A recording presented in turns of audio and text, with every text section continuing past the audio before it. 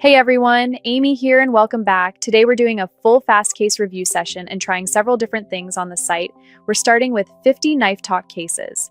After that, we're jumping into a case battle, and then we'll take some of the cheaper skins we get and try to upgrade them into something much better. So we've got case opening, a case battle, and the upgrader all in one session. Let's see where we end up by the time everything is finished.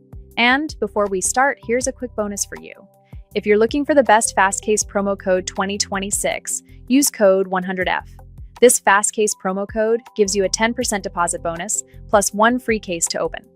Alright, let's start with our 50 knife talk cases. And while we're opening them, I've got another Reddit story for you. This one is about a woman who kept showing up to neighborhood barbecues without bringing anything, and somehow still found a reason to complain about the free food. The author lived in a neighborhood of townhouses arranged around a shared outdoor area. There were benches, trees, and enough open space for neighbors to gather. For several years, the residents had a tradition. During long summer weekends, everyone would organize potluck barbecues. People brought food, drinks, friends, and family. Once everyone had eaten, the author and one of his neighbors usually pulled out guitars, played music, and stayed outside drinking late into the evening. It was a relaxed neighborhood tradition. But there was one woman who had become slightly infamous.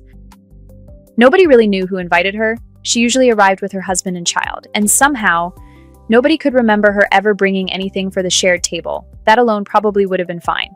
Most people aren't going to start an argument because someone shows up and eats a burger. The problem was that she complained about everything. Too much salt. She didn't like the salad. Something wasn't cooked the way she preferred. There always seemed to be a problem. Now, while this story is getting started, we're still making our way through the 50 knife talk cases. If you've been looking for a FastCase review, sessions like this are a good way to see several different game modes instead of just opening one or two cases. We're going through 50 cases here before moving on to the case battle and upgrader. And there we go, we just hit our first major drop of the session, a survival knife boreal forest. That's definitely a nice way to start. Let's keep going and see what the rest of the session gives us. Meanwhile, we've finished our knife talk opening, and now we're moving into the next part of today's FastCase session. It's time for a case battle. This one is 21 cases versus 21 cases, and the total cost is a little over 100 F coins. Let's see if we can beat our opponent here. And if you've ever wondered whether FastCase legit gameplay looks like this, we're going through the entire battle and seeing exactly where it takes us. Back to the story. The author's birthday was in July, and every year that became another excuse for everyone to have a barbecue. When he hosted, he usually made a huge amount of pulled pork in his smoker.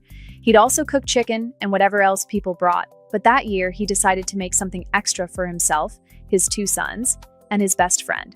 Several racks of ribs. There were enough ribs for them to eat first, and then any leftovers would go onto the shared table. He made this clear to everyone. The ribs weren't part of the main potluck food yet. First, his family and friend would take what they wanted. Everything left afterward was fair game. While he was cooking, the woman showed up. Almost immediately, she started complaining. First, she told him the warm cheese dip had too much garlic. He basically told her not to worry because the main food would be ready soon. Then she wandered into his cooking area again. This time she complained about the beer. She didn't like the brand, and she wanted to know if he had something else. He explained that the beer in his cooler was his. Everyone at these barbecues normally brought their own alcohol. If she hadn't brought anything, there were soft drinks available. Apparently that answer disappointed her because she'd been expecting beer. At that point, the author was already getting irritated. He had a smoker, a grill, several different types of meat, and a crowd of people waiting to eat. So he politely asked her to stay away from his cooking area and let him finish. The author finished the chicken and pulled the ribs from the smoker. He covered them in barbecue sauce, gave them a quick finish on the grill, and cut them into portions. Remember, he still hadn't served the meat. People were waiting near the main table. Then he turned around, and there she was. The same woman, holding a plate. And on that plate was almost an entire rack of ribs. She was already eating them. Somehow, she'd also managed to find a beer. The exact same brand the author had just told her was his personal beer. Then she looked at him and complained. The barbecue sauce was too spicy. Could she have some ribs with a different sauce instead? Because her son wouldn't be able to eat these. At that point, the author had had enough. He told her no. Those ribs had been made specifically for him, his sons, and his best friend. There was plenty of pulled pork. There was chicken. Other people had brought burgers and hot dogs, but the ribs weren't hers to take yet. She argued that they were really good and that her family liked ribs. Then she asked again if he could simply put a different sauce on them. He told her no, again. And this time, he took the plate of ribs back. She immediately accused him of being rude. That's when he finally snapped. He pointed out that she'd repeatedly walked into his private cooking area after being asked not to. She'd taken food that wasn't hers. She'd taken his beer after being specifically told it was private. And she regularly showed up to these barbecues without contributing anything, only to complain about what everyone else had brought. Then he asked her a very simple question. What did you bring for the potluck? Now let's check back in on our case battle. And we've won it. Nice. So that's the second part of today's session completed. Back to the story. She said nothing. So he asked another question. Who invited you to my birthday? Again, nothing. That pretty much answered everything. He told her it was time to leave. She argued that the outdoor area was shared community property. And technically, she was right, the space was shared. But the food and beer weren't.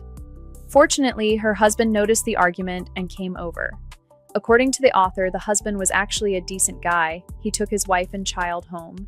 Later that evening, after the guitars came out and everyone had settled down, the husband returned alone. He apologized. And that's when the author learned something interesting. The husband had no idea these barbecues were potlucks. His wife had always told him they had simply been invited over for dinner. He genuinely thought someone had invited their family every time. After that incident, she never came to one of the author's barbecues again. Apparently, she still showed up at other neighborhood gatherings from time to time. And the author admitted that whenever she did, he made sure to mention that everyone was supposed to bring something. He also made his barbecue sauce a little spicier. Honestly, I think that might be my favorite part of the story. I'm curious what you would have done in the author's position, because I think most people are happy to share food with someone who unexpectedly shows up. But there's a huge difference between accepting someone's hospitality and acting entitled to everything they have. She wasn't just eating for free. She was criticizing the food, taking things without permission, and then getting angry when someone finally told her no. Would you have asked her to leave sooner, or would you have ignored it to avoid creating drama at your own birthday party? And honestly, what would you have done when you turned around and saw almost an entire rack of ribs disappearing? Let me know in the comments. Now we're going to take some of the cheaper drops we've collected and put them into the Upgrader. And by the way, if you want to start with something smaller before jumping into case battles or upgrades, you can also check out the available FastCase free cases. Now let's see if we can turn some of this lower value inventory into something much better. Upgrade number 1, success. Good start. Upgrade number 2, fail. All right. Upgrade number 3, another fail. Not ideal, but let's keep going. Upgrade number 4, success. Upgrade number 5, success again. Okay, now things are starting to look much better. Upgrade number 6, another success. And upgrade number 7, success. That's a really strong finish. We had 2 failures in there, but 5 of our 7 upgrade attempts actually worked. And most importantly, we managed to turn a bunch of lower value skins from today's session into something much more interesting. A Shadow Dagger's lore. That's definitely the kind of upgrade we were hoping for, and I think today's session ended up being a really good example of why it's interesting to test multiple FastCase modes together. Thanks for spending some time with me today. We opened 50 Knife Talk cases, won our case battle, tested 7 upgrades, and finished with a Survival Knife Boreal Forest and Shadow Dagger's lore. I'd say that's a very nice result. Take care, and I'll see you in the next video.